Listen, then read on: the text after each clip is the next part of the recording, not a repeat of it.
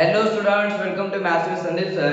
चला तर आज आपल्याला 12th या टॉपिक मध्ये आपण काय बघायचं आहे की डिफरन्शिएशन हा चॅप्टर आपल्याला कसा इझी पद्धतीने समजून घेता येईल याचा आपण प्रयत्न करूया. आणि आपल्या समोर काही बेसिक फॉर्म्युले ठेवलेले आहेत, याचा आपण काय करूया, कसे हे फॉर्म्युले यूज करणार, कसे अप्लाय करणार हे थोडंसं क्विक समजून घेऊया. मग आपण आपल्या ऍक्च्युअल एक्झाम्पल कडे येऊया. बघा, हे मेन आपले ऍक्च्युअल फॉर्म्युले हेच आहे. तर या फॉर्म्युल्यामध्ये हे प्रत्येकाचा डेरिव्हेटिव्ह दाखवून दिलाय मी. के म्हणजे कॉन्स्टंटचा डेरिव्हेटिव्ह काय असतो? 0. कॉन्स्टंट म्हणजे ज्यात x सापडणार नाहीये अशा ज्या काही टर्म्स असतील त्यांना कॉन्स्टंट म्हणा आणि डेरिव्हेटिव्ह 0 घ्या. समजा x चा डेरिव्हेटिव्ह 1 असतं. मी एक एक्झाम्पल देत जाईल. कॉन्स्टंट म्हणजे सपोज मी म्हटलं तुम्हाला 3 चा डेरिव्हेटिव्ह पाहिजे. 3 चा डेरिव्हेटिव्ह काय येणार? तर 0 येणार. कारण का? आणि यात xच नाहीये. x नसेल तर कॉन्स्टंट होणार, तो काही असेल. दुसरा, x चा डेरिव्हेटिव्ह 1 दिलाय. हे एक आपलं पाठच पाहिजे, कारण डिफरन्शिएट आपण विथ रिस्पेक्ट टू x ने करणार. तिसरा, के x चा डेरिव्हेटिव्ह के x चा डेरिव्हेटिव्ह के म्हणजे समजा तुम्हाला म्हटलं मी 3x चा डेरिव्हेटिव्ह काय, तर 3x चा डेरिव्हेटिव्ह 3 म्हणजे सेम या रूल नुसार के x चा डेरिव्हेटिव्ह के तर 3x चा डेरिव्हेटिव्ह 3 किंवा x/2 चा डेरिव्हेटिव्ह काय, तर x/2 चा डेरिव्हेटिव्ह के x च्या रूल नुसार x/2 चा डेरिव्हेटिव्ह 1/2 म्हणजे x सोडून जे काय उरेल ते आपलं आन्सर असतं. त्यालाच आपण kx चा रूल म्हणतात. पुढचा आहे बघा x power n. x power n चा डेरिव्हेटिव्ह काय? पॉवर पुढे घ्या, पॉवर 1 ने मायनस करा. म्हणजे suppose x power 5. x power 5 चा डेरिव्हेटिव्ह काय? तर पॉवर पुढे शिफ्ट करा 5, 1 पॉवर मायनस करा म्हणजे 4 झालं 5x पॉवर 4. एवढा इझी रूल आहे बघा हा x पॉवर n चा डेरिव्हेटिव्ह. त्यानंतर याचा सपोज मी तुम्हाला विचारलं x पॉवर 3/2 चा डेरिव्हेटिव्ह काय? सिंपली पॉवर पुढे शिफ्ट करा 3/2, x चा पॉवर 1 ने मायनस करा म्हणजे वरच्या टर्म मधून खालची टर्म मायनस करा. 3 - 2 that is 1 and d under as it is 2. झाला बघा, हा आहे आपला x पॉवर n चा रूल. रूट x चा डेरिव्हेटिव्ह काय? तर 1/2 रूट x. ते ऍज इट इज सम येणार. 1/2 रूट x च वापरायचं आहे रूट x आल्यानंतर. पुढचा 1/x चा डेरिव्हेटिव्ह -1/x². हे पाठच पाहिजे बघा. ज्या फॉर्म्युल्यावरती किंवा ज्या टाइप वरती सम असेल तो आपल्याला यूज करता आला पाहिजे.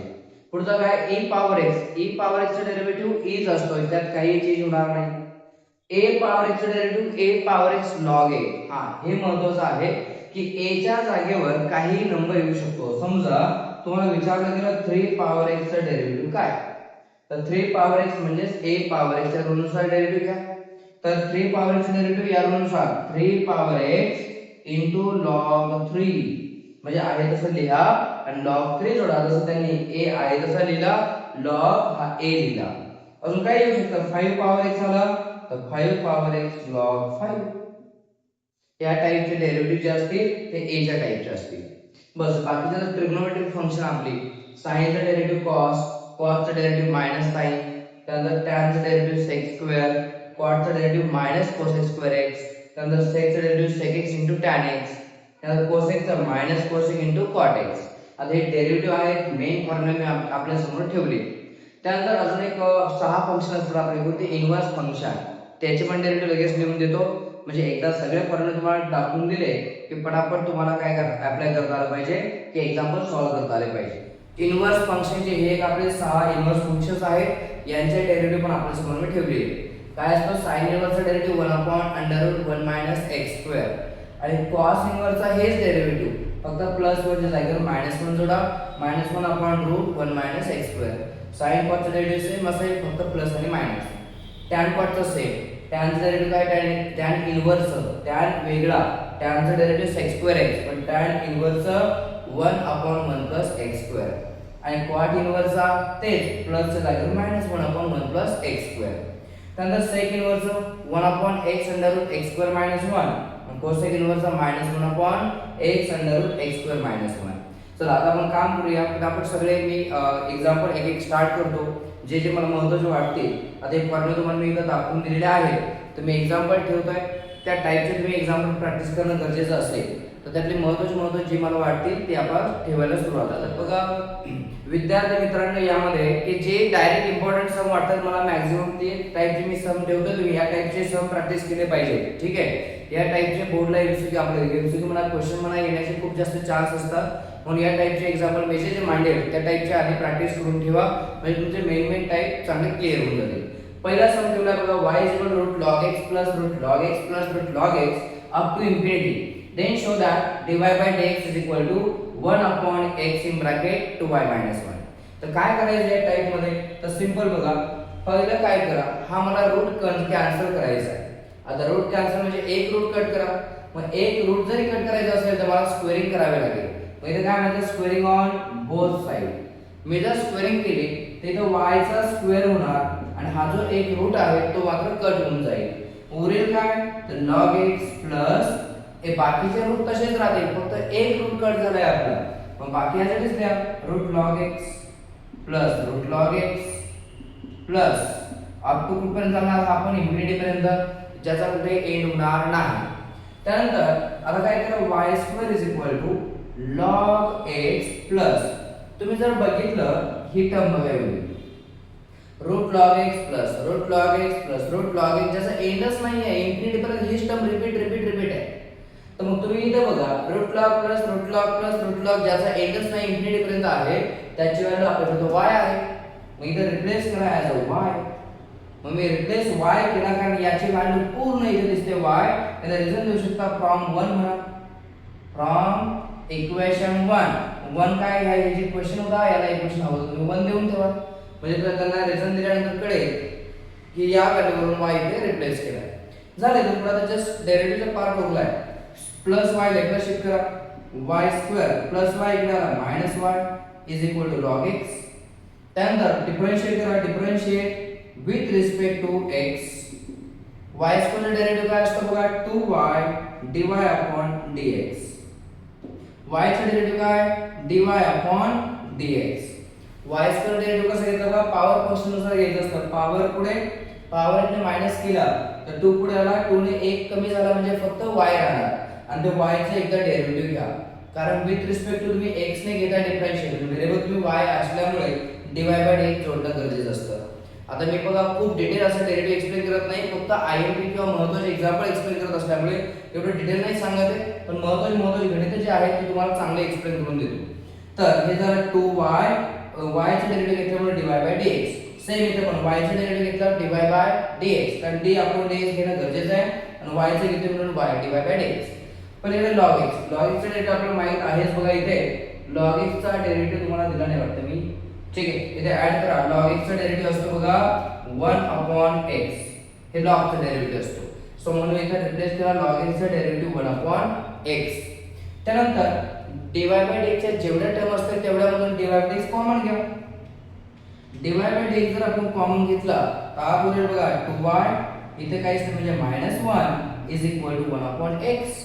आणि फायनल आन्सर ही टर्म मल्टिप्लाय राईटला शिफ्ट करा, ते डिवाइडला जाईल म्हणजे dy upon dx किती आला आपला, dy by dx आला बघा 1 upon x. तर माझा आहेच, पण ही टर्म पण इकडे डिवाइडला आल्यामुळे ब्रॅकेट मध्ये म्हणतो 2y - 1 डिनॉमिनेटर मध्ये जाणार आहे, डिनॉमिनेटर मध्येच लिहिला आहे. म्हणून आपला आन्सर प्रूव्ह झालाय. आता या टाइपचे सम तुम्ही प्रॅक्टिस केले पाहिजे बघा. आता रूट लॉग आहे तर रूट लॉग जागेवर काय पण येऊ शकतं, समजा रूट साइन, त्यानंतर रूट मध्ये काय कॉस असेल, कॉस म्हणजे असं कोणतीही टर्म कंटिन्यूअस इन्फिनिटी पर्यंत येत असेल तर या टाइपचे गणित या टाइप पद्धतीने तुम्हाला सोडवावे लागतील. चला, हा एक खूप महत्त्वाचा टाइप होता जे मी तुम्हाला दाखवून दिला. त्यानंतर आपण सगळे येऊलाय बघा. आता हा एका पार्ट मध्ये पूर्णपणे चॅप्टर मला होणार नाही, एकदा आयएमपी मध्ये मी 2 पार्टचे अपलोड करेन, दोन्ही व्यवस्थित बघून घ्या जेणेकरून सगळे महत्त्वाचे टाइप तुमचे कव्हर होऊन जातील. तर बघा आपला पहिला सम झाला, दुसरा आपण समोर ठेवलाय बघा पॅरामेट्रिक थेरम. पॅरामेट्रिक थेरमचा सम आहे की ज्यात बघा पॅरामीटर x ची व्हॅल्यू दिली जाते, y ची दिली जाते आणि पॅरामीटर एक येतो ज्यात यामध्ये t आलेला आहे. जर आला असेल तर पहिल्या यामध्ये काय करायचं बघा, गिवन म्हटलं, गिवन काय दिलाय तर x = 80 पॉवर 4 आणि y काय दिलं बघा आपल्याला 280². हे आपलं एक्झाम्पल आहे. आता मला याला काय करायचं बघा, पॅरामीटर t असेल तर जो पॅरामीटर असेल त्याने डिफरन्शिएट करा, म्हणजे differentiate with respect to parameter t.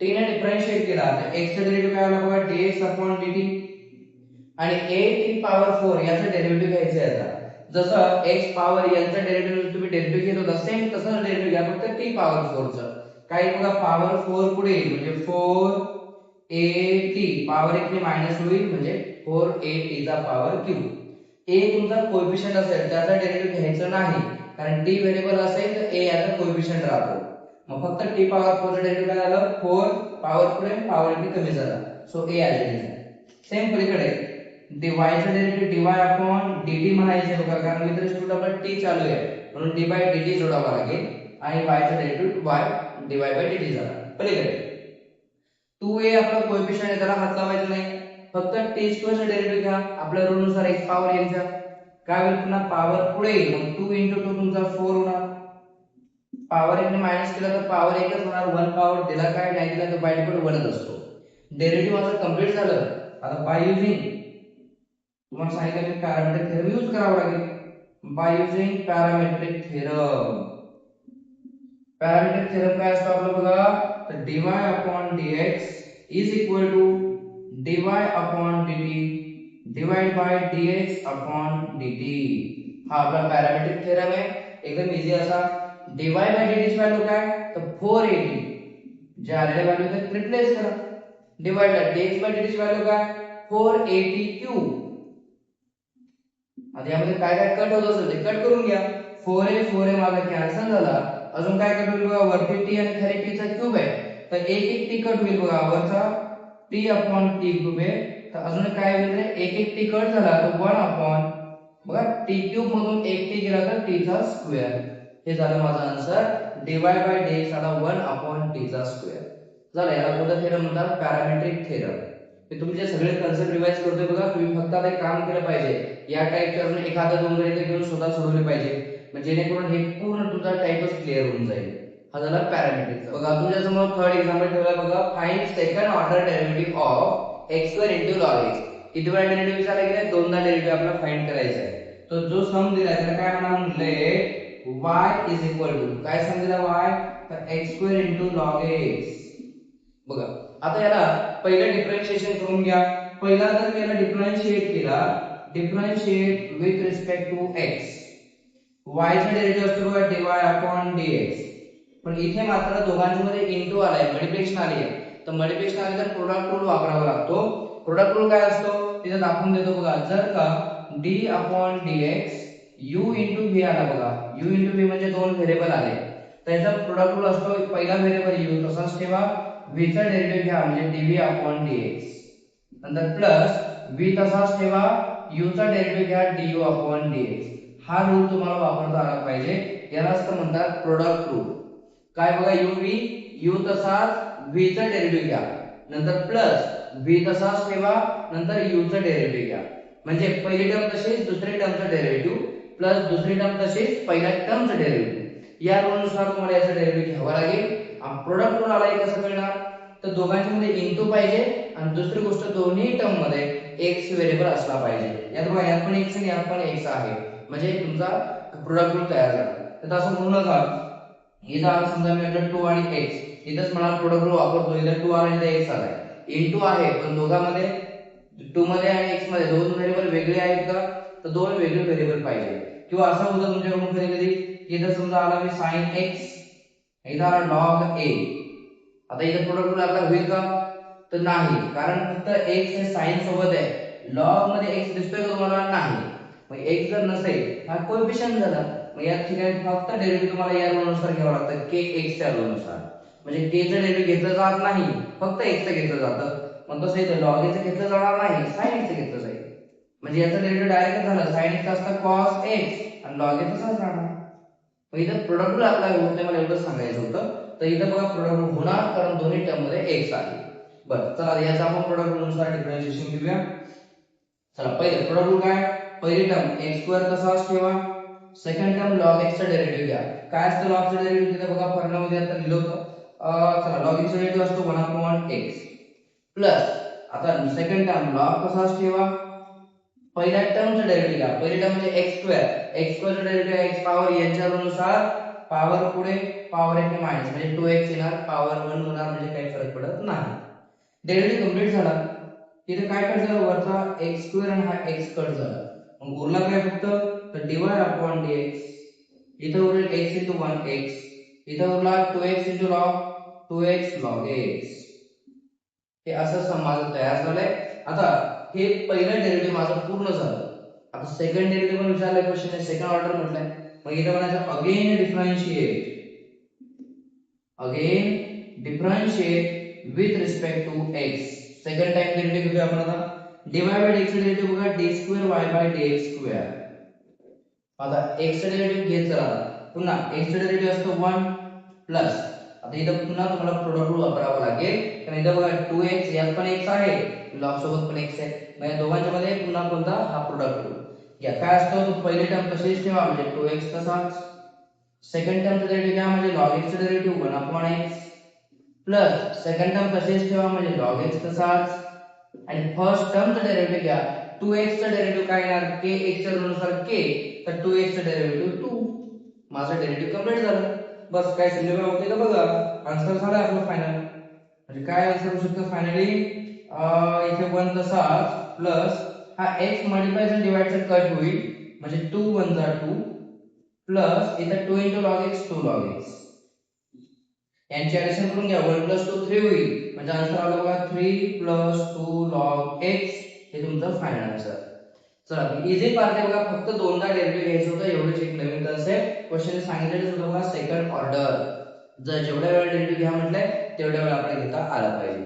कुणाला काही शंका किंवा काही डाऊट येत असेल, काही एक्सप्लेनेशन मध्ये काही अडचण असेल तर मला कमेंट करून नक्की सांगत चला, काय प्रॉब्लेम वाटताय काय नाही.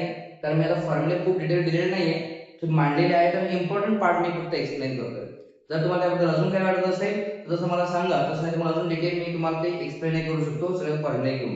प्लस जस्ट क्विक रिव्हिजन आता आपण मारतोय, तर क्विक रिव्हिजन मध्ये जे जे पार्ट एक्सप्लेन करतो ते समजतंय की एकदम बघून घ्या. जर काही शंका असेल तर कमेंट बॉक्स मध्ये मला सांगत चला. चला नेक्स्ट एक्झाम्पल वर बघूया, काय शिकूया. Differentiate the following. काय क्वेश्चन आहे, टॅन इन्व्हर्स ही टर्म दिलेली आहे. टॅन इन्व्हर्स जर आला तर टॅन इन्व्हर्सच्या आपल्याला दोन प्रॉपर्टी आहेत, त्या परफेक्टली आपल्याला माहित पाहिजे.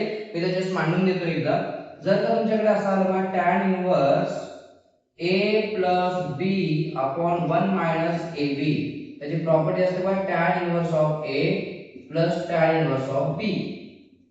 ही प्रॉपर्टी बघा टॅन ची सिंपल आहे बघा, वरती प्लस खाली मायनस असतो आणि वरती ऍडिशन आहे, खाली दोघांचा प्रोडक्ट आहे. जर वरती प्लस असेल तर मध्ये साइन प्लस येणार, जर वरती मायनस आला तर मध्ये पण मायनस येणार.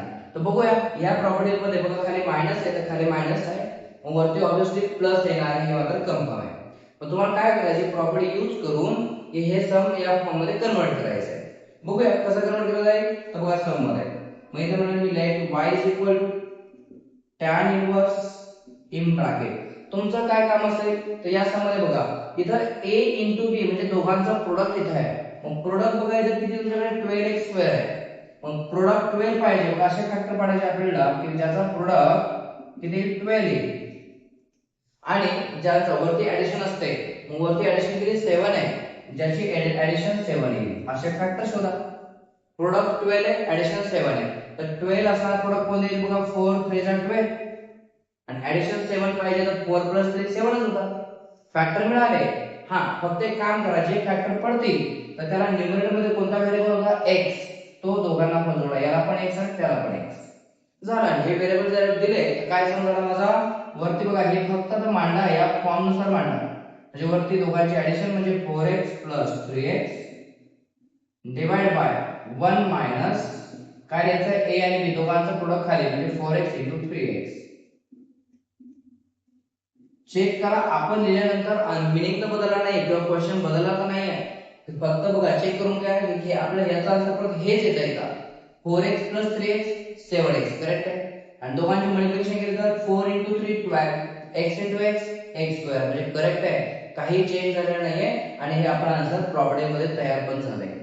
मग प्रॉपर्टी नुसार आन्सर काय लिहायचं आता, tan inverse a middle sign plus tan inverse b.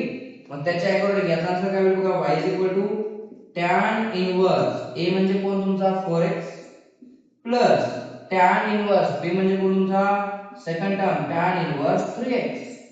झालं, मी याचा आन्सर त्या प्रॉपर्टी नुसार लिहिला. बस फक्त त्याचं डिफरन्शिएशन घ्या. Differentiate with respect to x. Derivative घेतोय, y चा derivative dy upon dx. tan inverse 4x चा डेरिव्हेटिव्ह काय येणार? tan इनव्हर्स चा डेरिव्हेटिव्ह काय असतो ते लिहून देतो एकदा. tan इनव्हर्स जर f ऑफ x आला तर डेरिव्हेटिव्ह असतो 1 upon 1 plus f of x चा स्क्वेअर इनटू त्या f ऑफ x चा एकदा डेरिव्हेटिव्ह म्हणजे f डॅश ऑफ x. हे याचं डेरिव्हेटिव्ह असतं बघा तुमचं tan inverse f of x. मग या रूलनुसार याचं डेरिव्हेटिव्ह मांडा. दोनदा घ्यायचं ते पण. चला tan इनव्हर्स डेरिव्हेटिव्ह काय मग 1 upon 1 प्लस काय घ्यायचं बघा याचा स्क्वेअर म्हणजे 4x चा स्क्वेअर इनटू काय की त्या 4x चा एकदा डेरिव्हेटिव्ह त्यांनी सांगितलं या f ऑफ x चा एकदा डेरिव्हेटिव्ह घ्या. मग 4x चा डेरिव्हेटिव्ह काय येणार तर kx च्या रूलनुसार k. मग 4x चा डेरिव्हेटिव्ह मग 4 झालं प्लस सेम याचा पण डेरिव्हेटिव्ह मांडला या रूलनुसार अगेन 1 upon 1 प्लस 3x चा स्क्वेअर इनटू त्याचा पुन्हा एकदा डेरिव्हेटिव्ह म्हणजे 3x चा डेरिव्हेटिव्ह 3 येणार कोणता kx चा रूलनुसार. झालं परत सिम्प्लिफाय करा. काय सिम्प्लिफाय होईल तर 4 1 जा 4 डिवाइड बाय 1 प्लस 4 चा स्क्वेअर 16 x चा स्क्वेअर x स्क्वेअर. इथे पण 3 1 जा 3 1 प्लस याचा स्क्वेअरिंग केला 3 चा स्क्वेअर 9 x चा स्क्वेअर x स्क्वेअर. हे तुमचं फायनल आन्सर. बघा मी जे जे फॉर्म्युला टाकते ते मांडून देतोय कारण तुम्हाला एक्झाम्पल परफेक्टली कळावं. तरी पण काय अडचण येत असेल काही कळत नसेल काही शंका येत असेल तर मला सांगत चला म्हणजे त्याच्या अकॉर्डिंग मी पुढे नेक्स्ट व्हिडिओ मध्ये असं इम्प्रूव्हमेंट करेल आणि तुम्हाला तुमच्या हिशोबाने सांगायचा प्रयत्न करेल. तर मी एक एक कन्सेप्ट एकदम परफेक्ट सांगत जातोय. तुमचं काम असेल की आता या टाईपचं अजून एखादं एक्झाम्पल तुम्ही स्वतःहून घेऊन बघायला पाहिजे कारण ते प्रॉपर्टी फॉर्म्युला सगळे लिहून दिले त्याचा यूज करायचा आणि फक्त तुम्हाला ते सॉल्व्ह करायचं आहे. ठीक आहे चला हा एक खूप महत्त्वाचा प्रॉपर्टी आहे कारण याच्यावर बोर्डला बरं क्वेश्चन विचारले गेलेले आहेत. बरं त्याच्यासमोर मग पुढचा क्वेश्चन ठेवलाय डिफरन्शिएट पहिला फंक्शन विथ रिस्पेक्ट टू काय दुसरा फंक्शन आहे. दोन फंक्शन दिलेले असतील समजून घ्या ते पॅरामीट्रिक फंक्शन असतो पण थोडा स्पेशल केस आहे वेगळ्या टाइप मध्ये. ह्या क्वेश्चनचा टाइपच वेगळा आहे थोडा. काय करायचं पहिल्या फंक्शनला u मानायचं सेकंड फंक्शनला v मानायचं. मग मी पहिलं सम घेतलं तर काय म्हणतो लेट u मानलं पहिल्या फंक्शनला cos inverse 1 minus x square divided by 1 plus x square. जे दुसरा फंक्शन आहे त्याला v माना. v is equal to tan inverse x. आता यांचे डेरिव्हेटिव्ह तुम्हाला घ्यायचे पण डेरिव्हेटिव्ह घेण्यापूर्वी cos इनवर्स जर पाहिला तर एक फॉर्म्युला आहे बघा थोडा सबस्टिट्यूशन मेथड आहे बघा ही. कोणती मेथड आहे तर सबस्टिट्यूशन. काय असते सबस्टिट्यूशन मेथड तर तुम्हाला एक फॉर्म्युला वरून या थोड्याशा अँगल वरून ओळखावं लागतं की हा नक्की cos चा कोणता फॉर्म्युला आहे. तर तुमच्यावर मी इथे मांडले की cos टू थीटा चा फॉर्म्युला आपल्याकडे cos two theta 1 minus tan square theta upon 1 plus tan square theta. हा फॉर्म्युला बघा आपला cos टू थीटाचा आहे. मग हे कशावरून कळालं मला की हा फॉर्म्युलाच लागेल. इथं बघा 1 मायनस खाली 1 प्लस आला. इथे पण पहा 1 मायनस 1 प्लस आलाय पण 1 मायनस tan चा स्क्वेअर आहे इथं x चा स्क्वेअर आलाय. मग याचा अर्थ x च्या जागेवर मला tan ची गरज आहे म्हणून तुम्ही काय करणार आहात इथे म्हणायचं मग substitute x is equal to काय म्हणायचं tan थीटा आणि x ला जर तुम्ही tan थीटा टाकलं तर थीटाची व्हॅल्यू काय येईल बघा तर थीटा इज इक्वल टू हा tan जो आहे tan चा पॉवर काय म्हणजे 1 असतो तर tan जर इकडे आला तर tan चा इन्व्हर्स होणार आणि इकडे x होणार म्हणजे tan इन्व्हर्स x. हे तुमची थीटाची व्हॅल्यू नंतर लागेल पुन्हा तर ती आधीच काढून ठेवायची. चला चला जिथे जिथे x आहे तिथे tan टाका. u is equal to cos inverse 1 minus x चा स्क्वेअर म्हणजे tan चा square divide by 1 plus again x चा स्क्वेअर म्हणजे tan चा स्क्वेअर. तुम्हाला इकडे टाकण्याची गरज नाहीये कारण इथे ऑलरेडी tan इन्व्हर्स x चा लगेच डेरिव्हेटिव्ह मिळतोय. मग इकडे गरज नाहीये ते टाकण्याची फक्त एवढे इथेच गरज आहे कारण इथे फॉर्म्युला मॅच करतोय. चला सिम्प्लिफाय करू. चला u is equal to cos inverse मी आता सांगितलं कोणाचा फॉर्म्युला आहे तर हा cos टू थीटाचा फॉर्म्युला आहे. याला तुम्ही लिहू शकता cos टू थीटा. मग u इज इक्वल टू एक cos मध्ये cos आलाय बघा cos चा पॉवर निगेटिव्ह cos चा पॉवर काय म्हणजे पॉझिटिव्ह असतो. cos cos कट होऊन जातो म्हणजे उरणार फक्त आणि फक्त 2 थीटा. आणि आता थीटाची व्हॅल्यू पण रिप्लेस करा. u इज इक्वल टू 2 थीटाची व्हॅल्यू काय होती ती टाकून द्या पुन्हा tan इन्व्हर्स x म्हणजे माझा सम झाला बघा u is equal to 2 tan inverse x आणि v काय होता बघा आपला तर v होता v फक्त आपला tan इन्व्हर्स x. आता दोघांचे डिफरन्शिएशन घेऊन टाका. Differentiate with respect to x. जर दोघांना डिफरन्शिएट केलं तर u चं डेरिव्हेटिव्ह बघा du अपॉन dx काय होईल, कारण d बाय dx मी घेणार आहे कारण x ने डिफरन्शिएट करतोय आणि u चं डेरिव्हेटिव्ह म्हणून du बाय dx. पलीकडे तू तसाच tan इनव्हर्स चा डेरिव्हेटिव्ह काय असतो रे, तर tan इनव्हर्स x चा डेरिव्हेटिव्ह तुमचा पार्ट पाहिजे बघा. इनव्हर्स आता मी लिहून दिलं स्टार्टिंगला 1/1 प्लस x स्क्वेअर असतं. हे tan इनव्हर्स x चा डेरिव्हेटिव्ह आहे. मी इथं आला बघा तुमच्या ब्रॅकेट मध्ये 1/1 प्लस x स्क्वेअर झालं. या tan इनव्हर्स पण पुन्हा v चा डेरिव्हेटिव्ह dv अपॉन dx आणि tan inverse 1/1 plus x square derivative झाला tan इनव्हर्स दोन्ही ठिकाणी. आता फायनली काय म्हणतो आपण, पॅरामेट्रिक थेरम यूज करा, कारण एक u आणि एक v होता, तर मग इथं म्हणायचं by using parametric theorem. By using parametric theorem. Parametric theorem काय असतो, तर बघा du अपॉन dv, तो dy बाय dx वाला तो वेगळा, कारण त्यात x y दिलेला असतो. मग यात x y दिलेला नाही, आपण एकाला u मानलं आणि एकाला v मानलंय, तर त्या केस मध्ये हा यूज करा du अपॉन dv. वरती du असल्यामुळे वरती तुम्ही u चे डेरिव्हेटिव्ह मांडा म्हणजे du बाय dx आणि dm बाय v असल्यामुळे v चा डेरिव्हेटिव्ह मांडा dv बाय dx. बस आता व्हॅल्यूज टाका त्याचे व्हॅल्यूज. du बाय dx ची व्हॅल्यू तुम्ही किती काढली होती, 2 into 1 2 upon 1 plus x square 2 upon 1 plus x square and divide ला dv by dx ची value 1 upon 1 plus x square. काय काय कट झालं बघा, तर पूर्ण हे 1 plus x square 1 plus x square cancel होऊन जातील, म्हणजे उरला माझ्याकडे 2 upon 1 म्हणजे फक्त 2. हे तुमचं फायनल आन्सर. असा हा पॅरामेट्रिकचा थोडा स्पेशल टाइप मध्ये जर चालेल, अशा केस मध्ये सम आले तर एकाला u आणि एकाला v म्हणून सॉल्व्ह करायचं. हे एक जरा फेवरेट टाइप आहे बोर्डचा, की सबस्टिट्यूशन मेथड खूप त्यांना आवडते बघा. तर हे मेथडची जर तुम्ही चांगली प्रॅक्टिस केली पाहिजे. याचा अजून एक सबस्टिट्यूशनचं पाहिजे एक गणित अजून दाखवून देतो, म्हणजे जेणेकरून तुमचा हा टाइप पण क्लिअर होईल. चला त्यावरून पुढचं एक्झाम्पल घेऊया. cos inverse 1 9x square 1 9x square. cos तर मी आता तुम्हाला सांगितलं डबल अँगलचा फॉर्म्युला बघा, पुन्हा एकदा लिहितो. cos टू थीटा काय असतो, 1 tan स्क्वेअर थीटा आणि 1 tan स्क्वेअर थीटा. डबल अँगलचे बघा बरेच फॉर्म्युले, 3-4 फॉर्म्युले असतात cos टू थीटाचे, तर त्याचा हाच का लागेल, तर पुन्हा चेक करा ब्रॅकेट मध्ये 1 आणि 1 आलाय, 1 1 फक्त एवढ्या एकाच फॉर्म्युल्यामध्ये असतो. 1 tan स्क्वेअर पाहिजे, इथं बघा 9x स्क्वेअर आलाय, मग तुम्हाला काय बनावं लागेल, या पूर्ण टर्म 9x स्क्वेअर कुणाचा स्क्वेअर आहे. मग मी स्टेप काय करेल, y is equal to cos inverse बघा 1 9 कुणाचा स्क्वेअर आहे, 3 चा आहे आणि x चा स्क्वेअर ऑलरेडी आहेच आहे, मग मी 3x ब्रॅकेटचा स्क्वेअर म्हणेल. Same in denominator 9x again कुणाचा स्क्वेअर आहे, 3x ब्रॅकेटचा स्क्वेअर. झालं बघा तयार तुमचं 1 ब्रॅकेटचा स्क्वेअर 1 ब्रॅकेटचा स्क्वेअर आणि ब्रॅकेटला तुम्हाला tan टाकावा लागेल. पण झालं फॉर्म्युला आपला तयार. मग इथं म्हणायचं substitute 3x is equal to tan theta. 3x चा जर तुम्ही tan थीटा टाकला तर एक थीटाची व्हॅल्यू काय निघून येणार बघा, ती पण व्हॅल्यू लगेच काढून ठेवायची आहे. tan जर इकडे आला तर tan चा इन्व्हर्स होत असतो आणि इकडे आल्यामुळे हा 3x त्याच्या अँगल मध्ये जाईल. चला आता जिथे जिथे 3x असेल तिथे tan थीटा ठेवून द्या, म्हणजे माझं सम होईल बघा y is equal to cos inverse in bracket 1 3x चा स्क्वेअर, 3x म्हणजे tan चा स्क्वेअर डिवाइड बाय 1 3x चा स्क्वेअर म्हणजे अगेन tan चा स्क्वेअर. काय काय कट होईल यामध्ये, मग तो y is equal to cut तो ना इकडे हे होईल, हा कुणाचा फॉर्म्युला झाला बघा, 1 1 हा फॉर्म्युला झाला cos 2 थीटाचा. मग मी इथे लिहिणार cos 2 थीटा. एक cos मध्ये cos आलाय, cos काय होणार, कॅन्सल, म्हणजे उरेल फक्त 2 थीटा. आता काय करा, थीटाची व्हॅल्यू पण रिप्लेस करून टाका, म्हणजे y is equal to 2 into थीटाची व्हॅल्यू काय होती आपली, तर tan इनव्हर्स 3x झालं. आता याचं फक्त डिफरन्शिएशन घ्यायचं आहे मला, मग मी काय म्हणेल, differentiate with respect to x. पुन्हा मी सांगेल y चा डेरिव्हेटिव्ह आपला dy by dx.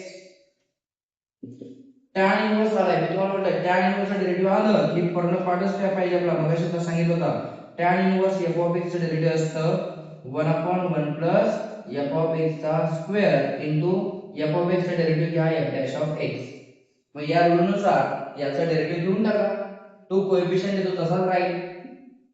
tan inverse derivative काय 1/1 प्लस इथं 1/1 प्लस तो जो ब्रॅकेट असतो त्याचा स्क्वेअर, आपला ब्रॅकेट आहे 3x त्याचा स्क्वेअर इनटू काय करायचंय ते f ऑफ x चं डेरिव्हेटिव्ह घ्यायचंय पुढे. मग आपलं f ऑफ x म्हणजे 3x आहे तर 3x चं डेरिव्हेटिव्ह असतं 3 काय kx च्या रूलनुसार. झालं. फायनल आन्सर काय आलं तुमचा 2 आणि हा 3 3 into 2 6 अपॉन 1 प्लस 3x चा स्क्वेअरिंग करा 9x स्क्वेअर हे माझं फायनल आन्सर आलं बघा dy बाय dx. चला असा हा इझी पार्ट होता, इझी क्वेश्चन होता. तरी काही डाऊट असेल तर सांगा. पण बोर्डचा फेवरेट टाइप बघा सबस्टिट्यूशन मेथड त्यांना खूप आवडते. याच्यावर एक तर एक्झाम्पल हमखास बोर्डला येणारच. तर आता मी या पहिल्या पार्ट मध्ये काही महत्त्वाचे गणितं टाकलेले आहेत. अजून याचे एक 2-3 पार्ट बनवेल, कारण एका पार्ट मध्ये एवढं कव्हर करणं शक्य होत नाहीये. त्यामुळे दुसरा तिसरा पार्ट टाकेल. व्यवस्थित बघून घ्या जेणेकरून तुमच्या एक्झामची चांगली तयारी होईल आणि कोणत्या टाईपची प्रॅक्टिस करणं गरजेचं तुम्हाला अंदाज येईल. नाहीतर डेरिव्हेटिव्ह मध्ये एवढे गणित आहेत विद्यार्थ्यांना की तुमचा डोका हँग होईल की कोणत्या एक्सरसाइजचं कोणतं गणित करावं. कारण याला काही स्पेसिफिक आणि कोणते महत्त्वाचे असे काही टाईप्स आहेत त्यावर जास्त भर दिला पाहिजे. कारण त्यांना बोर्डला कन्फर्म माहिती असतं की आयएमपी पार्ट कोणता कोणत्यावर एक्झाम्पल टाकायचे. तर तसंच मी आयएमपी पार्ट सांगण्याचा प्रयत्न करतोय. तुम्ही त्याच्या अकॉर्डिंग स्टडी करा. आता मी जर याचं एक एक्झाम्पल सबस्टिट्यूशन दाखवून दिलंय तर त्याचा अजून 1-2 जर तुम्ही एक्झाम्पल प्रॅक्टिस केले तर सफिशियंट आहे. तर चला म्हणजे तुमचे इम्पॉर्टंट पार्ट्स पण कव्हर होतील आणि टाईप पण कव्हर होतील. तुमच्या चॅप्टरला यामध्ये मार्क्स मिळवायला काही अडचण येणार नाहीये. तर चला पुढच्या पार्टमध्ये भेटूया आपण मग.